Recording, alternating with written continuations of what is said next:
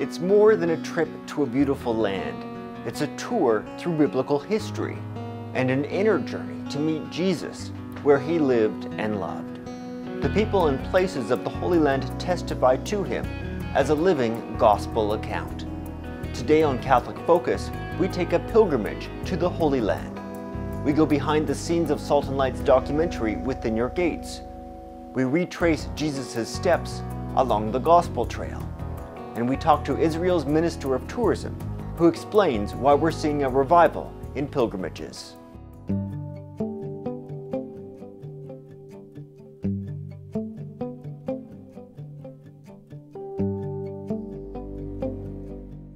When you talk to Christians who have returned from the Holy Land, they will tell you the same thing, with such consistency that it starts to sound cliché.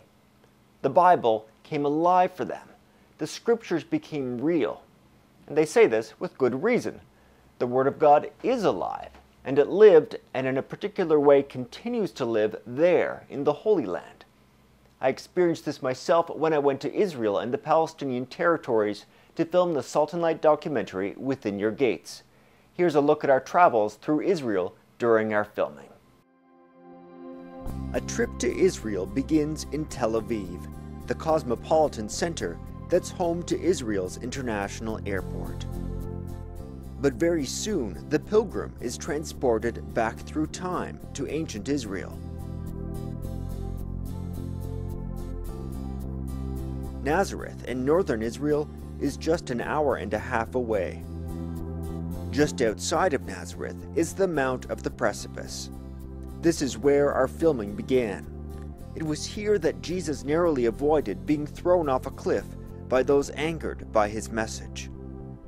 In the city center, one finds the Basilica of the Annunciation, commemorating where the angel Gabriel appeared to Mary. Traveling east from Jesus' hometown, we reach the area where he spent most of his active ministry, the Galilee. We wanted to see the Galilee as Jesus did, so we commissioned a fishing boat. A boat trip around the lake passes by Capernaum, an ancient fishing village where Jesus performed healings. We then reach Tabgha, where a resurrected Jesus told Peter that he was the rock upon which he would build his church. Overlooking the sea is the Mount of Beatitudes, where Jesus gave his famous Sermon on the Mount. The natural beauty looks much as it would have during Jesus' time, but the water levels have declined over the years and must be carefully monitored. Fish stocks have also dropped, and so fishing was banned not long after our filming. Some blame the water levels, others blame overfishing, and the fishermen blame the birds. Regardless, Israel is working to preserve its natural history, just as it does its archaeological history. We drove south along the Jordan Valley for a little over 2 hours, and we reached Jerusalem. It's sacred ground for the three Abrahamic faiths, and it's the capital of Israel. As such, it's where you'll find the Knesset, Israel's legislative assembly. The government's Minister of Tourism is Stas Mesheznikov. I sat down with him during his recent visit to Toronto. Mr. Mesheznikov, Salt and Light has enjoyed a close relationship with your ministry for many years, going back to our documentary Journey of Light, and then our most recent production, Within Your Gates. And I know you've also reached out to a lot of other Catholic media as well. What would you like to communicate to Catholics in Canada and beyond? First of all, I want you to thank you about those relationships that you are keeping with our ministry and our representatives here in Canada. We are doing a great job to pulling and to calling communities of Catholics to Israel. You know, in 2009, the Holy Pope visited Israel, and on behalf of our government, I was his host. And after he left, we made the call, all the Catholic world. The Holy Father was here. What about you? They responded. Yes, 2 years ago we saw the upper of movement of Catholic communities to Israel from Brazil, from Poland, from Italy, from many countries of the world. and from Canada also. I want to remind you that Canada was one of the few countries that this January, when there is an average drop in all world touristical industry, the numbers of tourists from Canada are going up to Israel by 3-4%.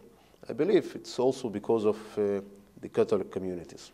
Well, Salt and Light sent a pilgrimage to the Holy Land also last year, so maybe we were a very small part of that number. Now, unfortunately, there still are a number of misconceptions out there about traveling to Israel. What do you say are some of the largest misconceptions that you have to deal with and overcome to get people to come to Israel?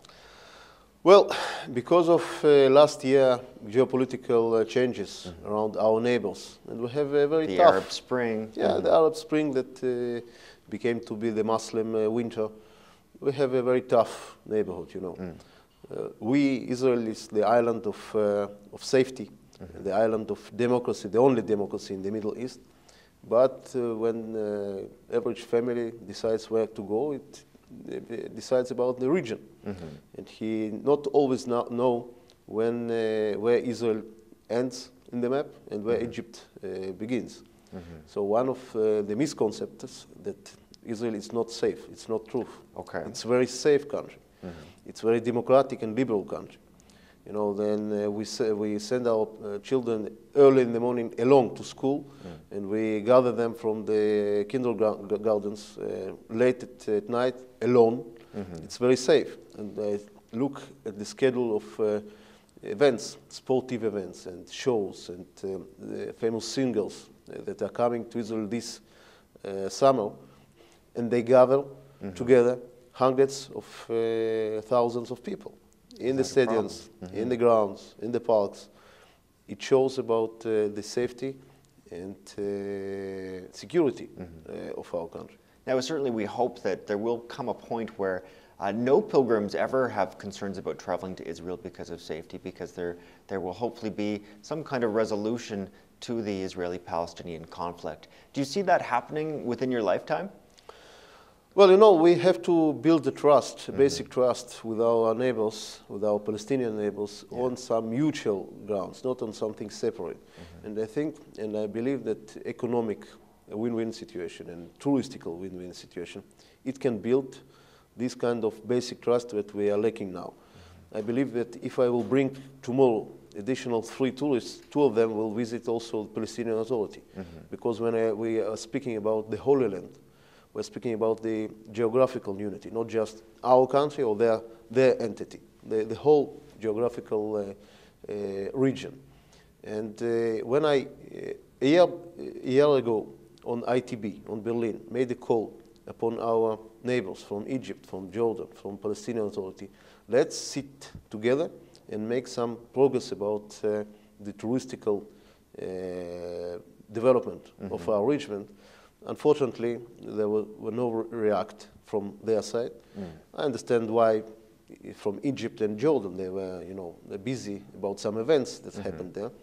It's a pity that Palestinian Authority didn't react.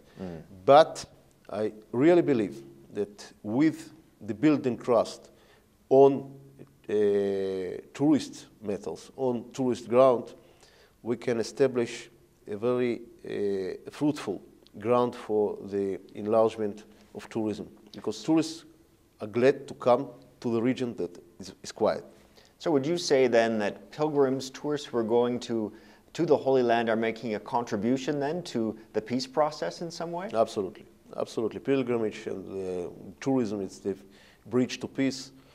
It's happened to be in every region, and it happens to be in our region. And you know what? It's proven that all times that we manage to do collaboration with our neighbors, it's a great success. See the 7 Wonder competition of the Dead Sea that we needed to participate. There are 3 signatures of our neighbors from Jordan and Palestinian Authority.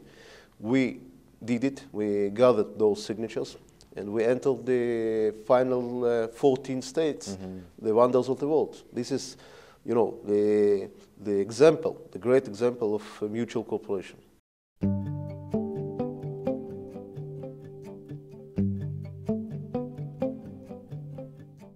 We will continue our conversation with Israel's Minister of Tourism.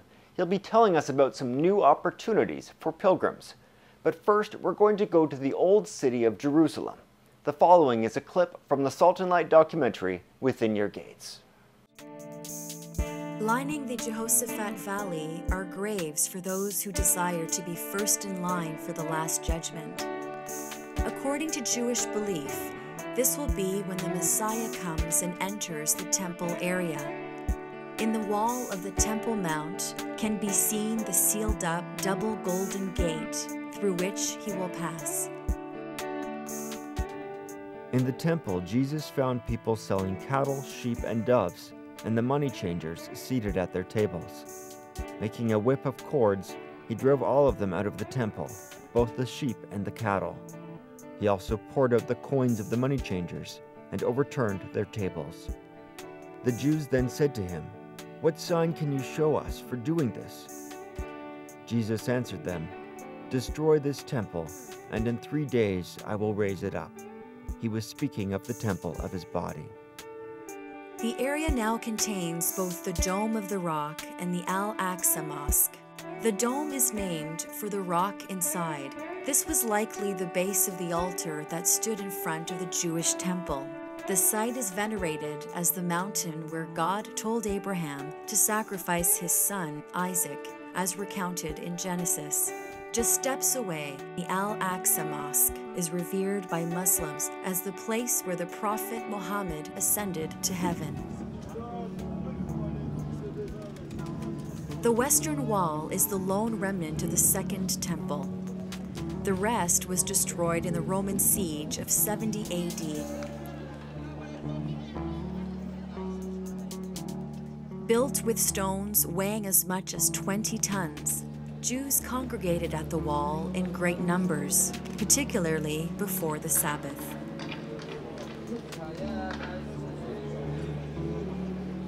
It's written that God, or his spiritual feeling, didn't move from the time that we had the Holy Temple behind the Wailing Wall until today. For this reason, the Jewish people from all over the world, they face, during their prayers, direct to this place. If you want to understand the difference between the Muslims and the Jews, for example, if they are standing and praying in their mosque behind the Wailing Wall, they don't pray to Jerusalem, they pray to Mecca, because for them this is the holy place. For the Jews, the holy place is only one place in the world, Jerusalem.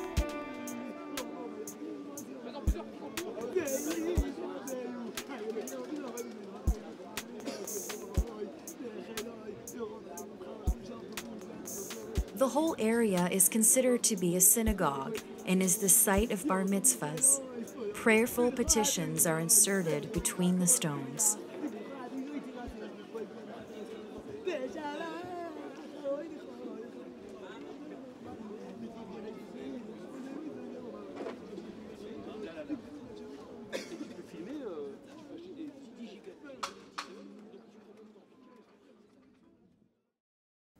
God of Abraham, Isaac, and Jacob, hear the cry of the afflicted, the fearful, the bereft.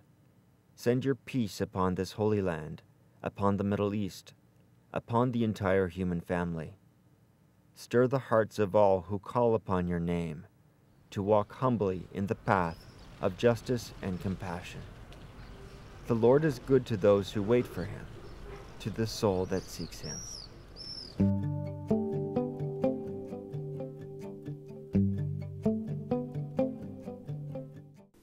Now, there's also an interfaith component to Israel in that you do have Jews and Christians and Muslims living side by side, mostly in peace. What are some of the holy shrines in Israel? Certainly, Christians and Jews, we have a shared history. We have the Hebrew Scriptures. What are some of the shrines where Christians and Jews will be praying side by side? Our greatest brand is Jerusalem. You know, I don't really know one person on the earth that doesn't want it his lifetime once to come to Jerusalem, to touch those stones, to go across streets, to open the Bible like your tour guide, and to go. And this is the city where Christians and Jews are praying together. The holy places for two religions are close one to another. The Western Wall and the certain places for Christians are very, very close together. So I think that it's a great example of coexistence. Now, I understand that some holy sites in Israel are more accessible now than they were before, and in different ways. What are some new opportunities for pilgrims to go to Israel to experience some things that maybe they didn't know about before? One example is, the best example is Qasr al-Yahud. It's one of the holiest places for Christians all over the world. Tell us about this. Yeah, it's nearest the Dead Sea. Okay. The lowest place in the world. And we, for 3 years, developing this region. We're making there a new infrastructure. We're investing a great amounts of money, and we see that the movement from Christian world, not just Catholic, but all the Christian denominations, was increased dramatically. We are telling about hundreds of thousands that are visiting this place. That became one of our trademark of Christian world in Israel. In other place, when I repeat, when we hosted the Holy Four, we invested in our infrastructure of holy places in Jerusalem for the visiting of Pope, and of course it reminds in more appropriate way that it was before it. Have a great deal of investing money in those places. Now, I understand there's also a new trail in the northern part of Israel, the Gospel Trail, and that your ministry was a part of making this happen. Is that right? That's right. It's our last explorer. It's our last touristical product. And it's something I'm dying to do myself. I really want to go there. 63 kilometers from Nazareth to Capernaum.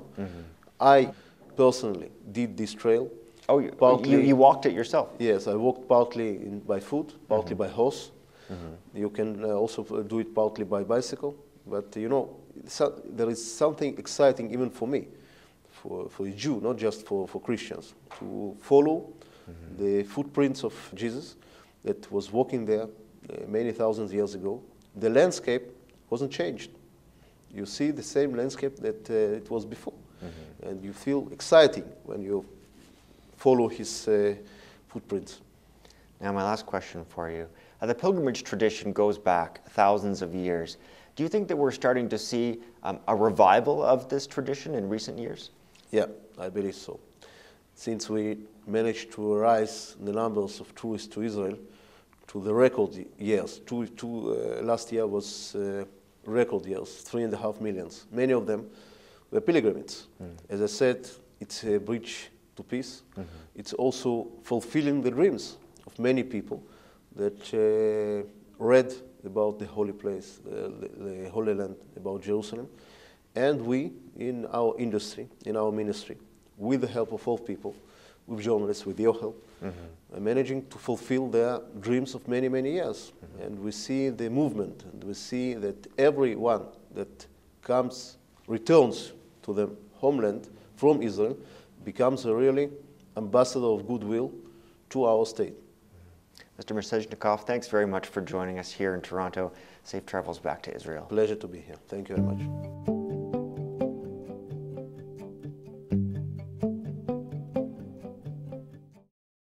One of the initiatives that Stas Mezhezhnikov told us about was the Gospel Trail, where adventurous pilgrims can leave the tour bus behind and walk Israel by foot. We'll now show you the Gospel Trail. The following segment was prepared by Israel's Ministry of Tourism.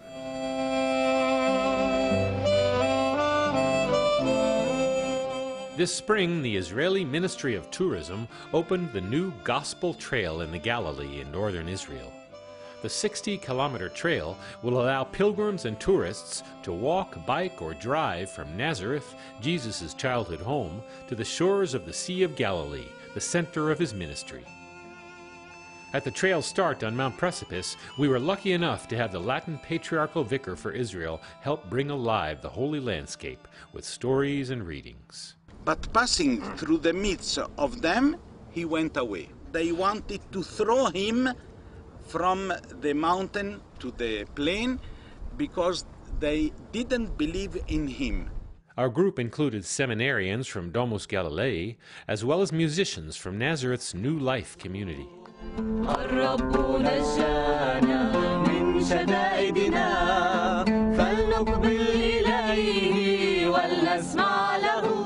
From this spot, where Pope Benedictus XVI gave a Mass on his visit in 2009, we then began the beautiful springtime walk down the first part of the trail.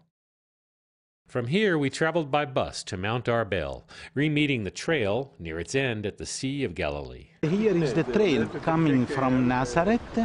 In the 60s, the rebellion against the Romans, let us say, started from Galilee here, and all those caves were full of rebels. And then, finally, to the trail's end at Capernaum. People who walk from Nazareth, from Mount of Precipice, here, it takes about 3 or 4 days, but when you come here with this special landscape, this atmosphere, it's really give the inspiration at the end of the road. And the culmination of many visitors' trips here is traveling across the water to Tiberias. The wooden boat is a replica of a boat from Jesus' time that was excavated on the shores of the sea. On board, the different groups contribute music to a modified mass that evokes the spiritual history and power of this place.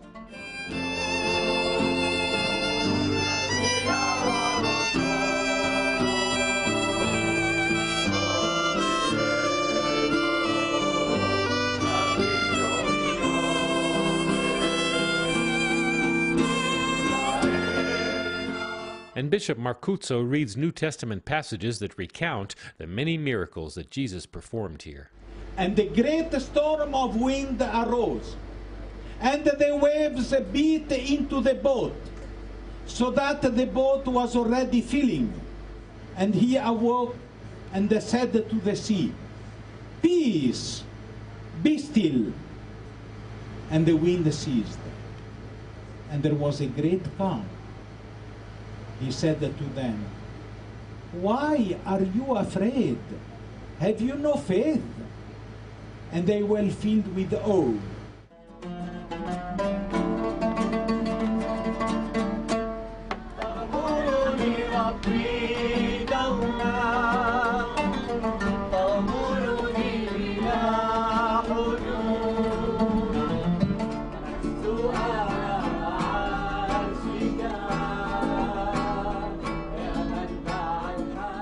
That concludes this episode of Catholic Focus on pilgrimages to the Holy Land. To help plan your own journey, visit holylandpilgrimage.org. And if you've been to Israel, share your experiences on our Facebook page. You'll find that link on our website at saltandlighttv.org. Thanks for watching, salam and shalom.